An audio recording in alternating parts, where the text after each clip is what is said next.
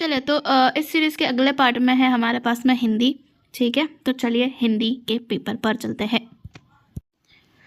चलिए तो शुरू करते हैं गद्यांश से। ठीक है, तो पहला क्वेश्चन है कि जिस पर करुणा की जाती है वह करुणा पाकर क्या हो जाता है। करुणा पाकर क्या हो जाते हैं, तो करुणा अपना बीज अपने आलम्बन या पात्र में नहीं फेंकती, अर्थात जिस पर करुणा की जाती है वह बदले में करुणा करने वाले पर भी करुणा नहीं करता है। ओके, तो इसका आंसर क्या हो जाएगा हमारा, जिस पर करुणा की जाती है वह करुणा पाकर क्या हो जाता है। जैसा कि क्रोध और प्रेम में होता है बल्कि कृतज्ञ होता है, तो क्या आ जाएगा, निराश होता है, लाचार होता है, प्रतिकर नहीं होता है। क्या हो जाएगा यहाँ पर, क्या लिखा हुआ है आंसर, मतलब देखो पैसेज में लिखा हुआ है बल्कि क्या होता है वो कृतज्ञ होता है, तो हमारा आंसर क्या हो जाएगा यहाँ पर कृतज्ञ हो जाएगा। देखो ना, जिस पर करुणा की जाती है वह करुणा पाकर क्या हो जाता है, बदले में करुणा करने वाला भी करुणा नहीं करता, जैसा कि क्रोध और प्रेम में होता है बल्कि कृतज्ञ हो जाता है। ठीक है, आया समझ में। चले आगे है कि किसकी परिकल्पना, अच्छा आंसर देख लेते हैं। तो जिस पर करुणा की जाती है वह करुणा पाकर क्या हो जाता है, कृतज्ञ हो जाता है। ठीक है, आगे है कि किसकी परिकल्पना करना सदैव सहज और सरल नहीं होता।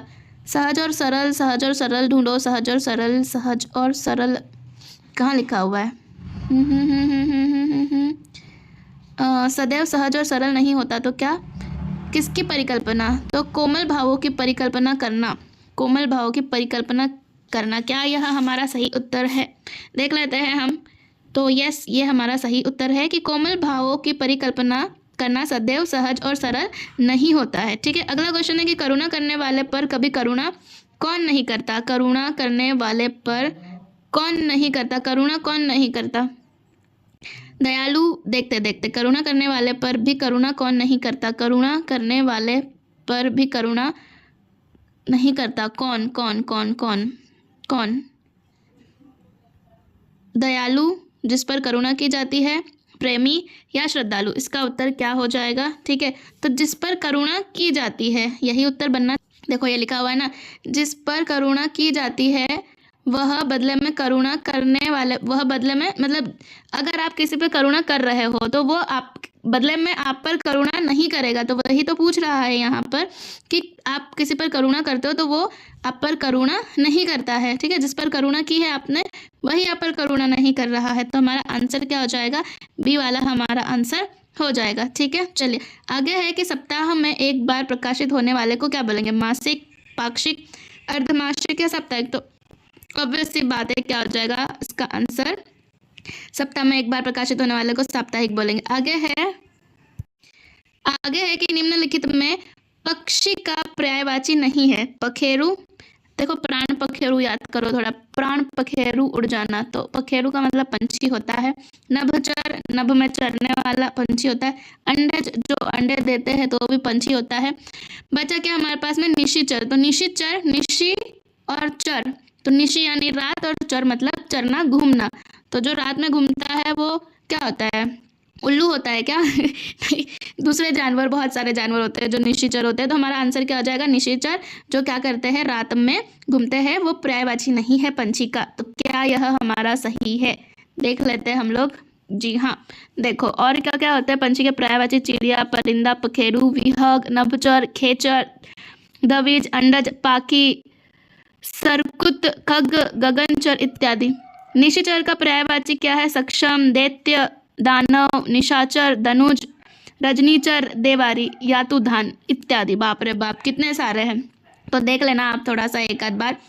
आगे है पर्यायवाची भी पूछा हुआ है हमको, विलोम भी है। आगे है कि निम्नलिखित विलोमार्थ शब्दों में युग्म असंगत बोला है कि हर्ष, विषाद, हास्य, वृद्धि, लुप्त, स्पष्ट या हार्या जीत, इसमें से असंगत कौन सा हो जाएगा। ठीक है, तो हमारा जो सी वाला है लुप्त स्पष्ट वो सही नहीं है। लुप्त मतलब क्या होता है, छुपना, मतलब गायब हो गया। ठीक है, लुप्त का मतलब क्या हो गया, गायब होना, स्पष्ट मतलब दिखाई, हाँ मतलब दोनों का जो मीनिंग है वो तो है, पर लुप्त का क्या हो जाएगा आपका, प्रकट हो जाएगा। ठीक है, लुप्त का क्या हो जाएगा, प्रकट होना हो जाएगा। ठीक है, स्पष्ट का आई थिंक धुंधला होना चाहिए, है ना, अस्पष्ट होगा, अस्पष्ट होगा बेसिक, हाँ अस्पष्ट होगा स्पष्ट का। ठीक है, और लुप्त का क्या हो गया, प्रकट। लुप्त मतलब गायब, और प्रकट मतलब कि जो उजागर हो गया आपके सामने, ठीक है।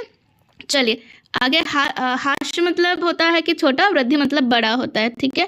हर्ष मतलब हैप्पी और विषाद मतलब क्या, दुख, हार और जीत तो आपको पता ही है, ठीक है। आगे है निम्नलिखित में द्वंद्व समास वाला शब्द नहीं है, क्या, लूटमार, कामकाज, ध्यानमग्न या घास फूस। तो देखो अगर हम ध्यानपूर्वक देखेंगे तो इन सभी में वो डैश वाला आ रहा है, ठीक है, डैश वाला आ रहा है इन तीनों में, लूट डैश मार, काम डैश काज, घास डैश फूस। और दोनों जो पद है हमारे, दोनों कैसे है, प्रधान है। तो द्वंद्व समास का क्या होता है, दोनों पद कैसा होता है, प्रधान होता है। बचा क्या, ध्यान। तो ध्यान मग्न कैसा हो रहा है, ध्यान में मग्न। तो ध्यान में मग्न, में विभक्ति का लोप हो रहा है, तो इसमें क्या हो जाएगा हमारा, ये तत्पुरुष समास हो जाएगा, ठीक है। आया समझ में।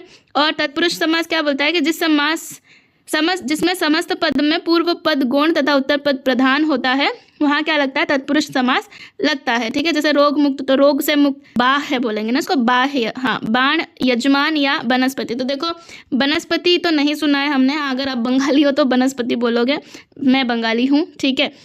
तो वह वर्ण होता ही नहीं है, इसलिए वहाँ पर क्या बोला जाता है, ब को तवज्जो दी जाती है, ठीक है। तो वनस्पति उनके लिए सही है, बट हिंदी में वनस्पति नहीं होता है, हिंदी में क्या होता है, वनस्पति होता है। तो हमारा डी वाला जो है वो आंसर हो जाएगा। आगे है कि इसमें से विसर्ग संधि कौन सी है, सज्जन। तो देखो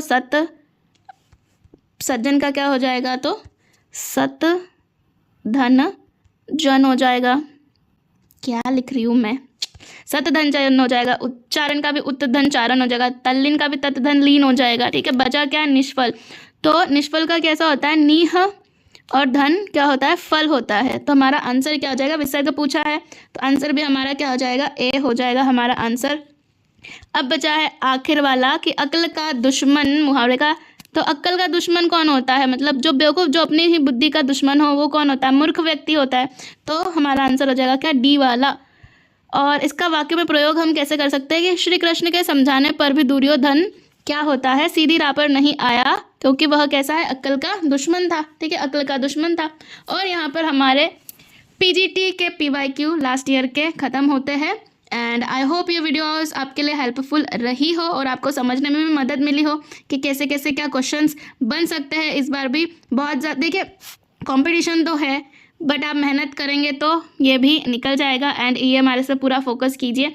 KVS NVS का कोई भरोसा नहीं है, 3 चरणों में जा रही है वो, ठीक है। तो EMRS में नौकरी लीजिए और लग जाइए काम पर, ठीक है। तो I will see you in my next video, तब तक के लिए बाय एंड सी यू।